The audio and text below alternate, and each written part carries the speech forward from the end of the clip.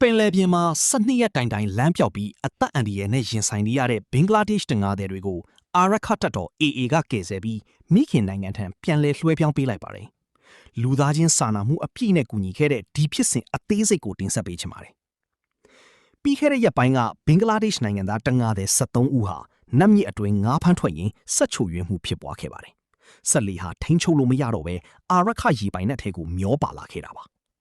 အစားအစာနဲ့တောက်ရည်တန်းပြက်လက်ပြီးပင်လယ်ပြင်မှာ12ရက်ကြာဒုက္ခရောက်နေခဲ့တဲ့ဒီတငါသည်တွေဟာအာရခတပ်တော်ရဲ့ကမ်းခြေဆောင်တပ်ဖွဲ့ဝင်တွေနဲ့တွေ့ဆုံပြီးအကူအညီတောင်းခံခဲ့ကြတာဖြစ်ပါတယ်။အာရခတပ်တော်ဟာဒီတငါသည်73ဦးကိုကောင်းမွန်စွာစောင့်ရှောက်ထားခဲ့ပြီးဒီကနေ့မေလ9ရက်နေ့မှာတော့ဘင်္ဂလားဒေ့ရှ်နေချားဆောင်တပ် BGB ထံစနစ်တကျလွှဲပြောင်းပေးခဲ့ပါတယ်။အဲ့ဒီအထဲမှာစကားဆထံဖမ်းဆီးခံရပြီးမှပြန်လွတ်လာတဲ့ဘင်္ဂလားဒေ့ရှ်နိုင်ငံသား4ဦးလည်းပါဝင်တာကြောင့်စုစုပေါင်း18ဦးကိုပြန်လည်လွှဲပြောင်းပေးခဲ့တာပါ